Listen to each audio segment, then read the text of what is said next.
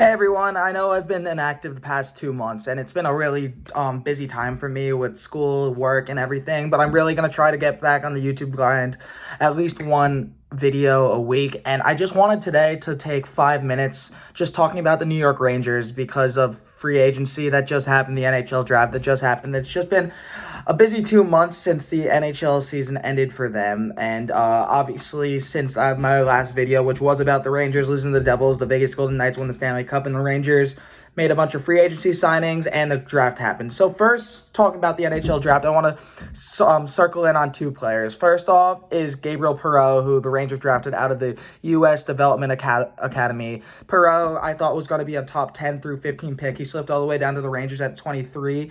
And I think that this guy has a lot of potential. He's a lefty that plays on the right side. He has a shot. He had over 130 points in 60 games in the U.S. National Development Program.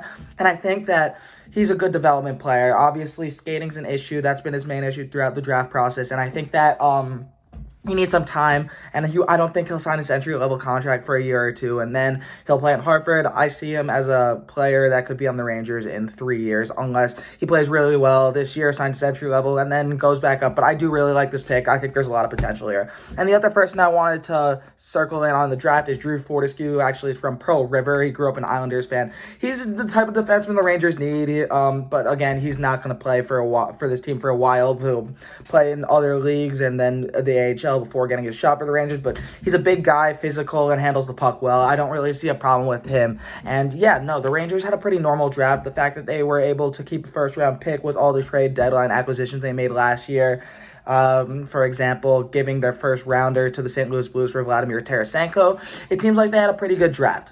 Now, moving on to free agency. So, first off, I think the Rangers had a pretty decent free agency. And compared to other teams, which is a point I'll get to, it's like okay. You start by signing Jonathan Quick, which came out the day before free agency, and Jonathan Quick is the exact type of backup goalie that the Rangers need. He brings 3 Stanley Cup rings from 2 different teams. Obviously, he caused many Rangers fans like me demons in 2014 when he started on his head and the Rangers lost that series 4-1. But he is the exact type of goalie that to mentor Igor Shesterkin. The last time the Rangers had a goalie with a Stanley Cup ring in that room was before 2005 when Henrik Lundqvist was there. And now you're bringing this guy who's at the end of his career, but still is a competent backup goalie. And if you want him to play 25 through 30 games a year, and that's hopefully what he'll do. And obviously, Igor Shesterkin is the guy, and Quick recognizes that. He recognized that when introduced as a Ranger, he wants to help him. And he provides that mentorship in the goalie room. So now Shesterkin has Quick with all that experience and is turning 38, and Benoit Allaire still.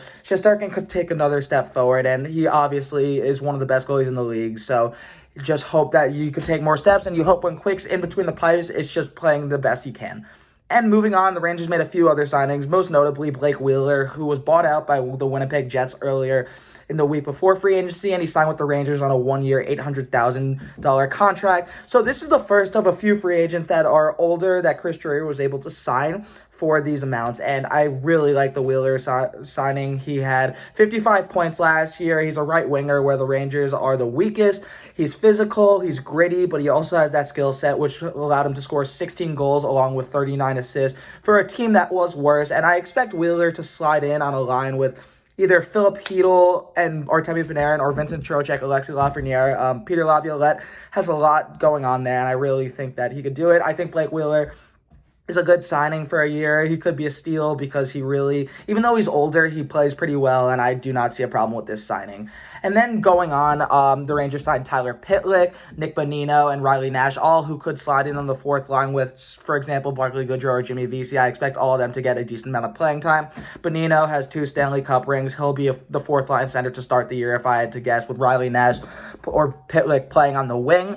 And it'll be interesting to see what happens, but I really do like the experience. One of the notes I want to make with the Rangers free agency is I saw this in the New York Post. On opening night, assuming that the Rangers sign Alexis Lafreniere, there will only be 3 forwards in the Rangers lineup under 30 years old. It's going to be Lafreniere, it's going to be Philip Hedl, and it's going to be Capo Caco, all of which we want to take a step as Ranger fans and as NHL fans. And I think that's the next point I wanted to bring up. By signing all these contracts, it really brings the kids a lot of room to grow. I think that Capo Cacos should slide in as a top 6 right winger to start the year. Lafreniere has a little more crowded on the left wing, but I think that he has a chance to boom, but we've also said that for a while. And I think by bringing guys like Wheeler, and a bunch of fourth liners. You're really giving the kids a chance to develop, and I think that it could happen.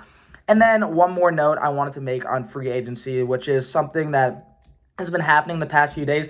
So there was a rumor that Vladimir Tarasenko signed with the Carolina Hurricanes. It looked all but finished. But then it turns out that Vladimir Tarasenko received a lot of offers from a lot of teams in the $5.56 million annual value range. And he denied them all because he wanted to come back to the Rangers. But the problem is the Rangers don't have money. And this is what I'm going to say about it. One, if the Rangers are going to get Tarasenko, they got to buy out Barclay Goodrow or trade him. They got to make a few cap moves because they just don't have the money for him. And I think that Tarasenko wanting to come back to New York is a great indicator for this franchise, and I think if he really wants to come back, they should do everything in their power with it.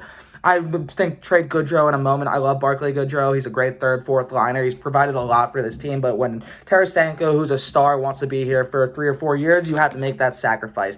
And this is the other unpopular opinion, and I'm a little hesitant saying it. Would you move Alexei Lafreniere? I'm sure a team would bank on him. If you really want Tarasenko and you're a win-now team with Mika Zibanejad, Artemi Panarin, Chris Kreider, for Trocheck, all over 30, Blake Wheeler for a year over 30, and you bring Tarasenko, then you're catching up to teams like the New Jersey Devils, who you just lost to in the playoffs that are younger, and just brought in Tyler Toffoli, the Devils are probably a more talented team right now, or the Carolina Hurricanes. Even without Tarasenko, they're the front runner in the Erik Karlsson sweepstakes. They signed Dmitry Orlov to a contract over $7 million per year, and they are a talented team too. Right now, I think the Rangers are the third team in the Metro. In order to catch up to a team like the Devils or the Hurricanes, I think it starts with signing Tarasenko. I'd say they're not going to sign Tarasenko because I do believe Chris Drury, and I do believe that they're not as scared about Lafreniere. I think they will sign Alexei Lafreniere. I think the Rangers will sign Keandre Miller. They have about $6.3 million to work with, if I'm right, so they should be able to lock down both those guys. If Tarasenko's not feasible with that money, I do think the Rangers have to look into Patrick Kane, either at the start of the season if he's available or just give him an offer soon. I understand that he might not play until the playoffs, but the Rangers need to become a better team, and if he's willing to take a veteran's minimum, that's what you got to do. And so we'll see what happens with that, but that's pretty much a New York Rangers roundup. I haven't really put my thoughts on Laviolette anywhere besides Twitter, but I do like the coaching change. I think that he's in the middle of David Quinn and Gerard Gallant, and I think there's a lot of work that they need to do, and I think free agency is a good start. The Rangers are a talented team, but there's definitely some steps. I think I have the same expectations that I had last year. This team could contend for a Stanley Cup, but right now, there are two teams better than them in the Hurricanes and the Devils in the division. It'll be interesting to see what happens with Tarasenko and what happens with the second buyout period for the Rangers and what they do with Alexei Lafreniere and Keandre Miller. But that's pretty much my Rangers roundup. And I'll get some more videos out this week, but good to be back.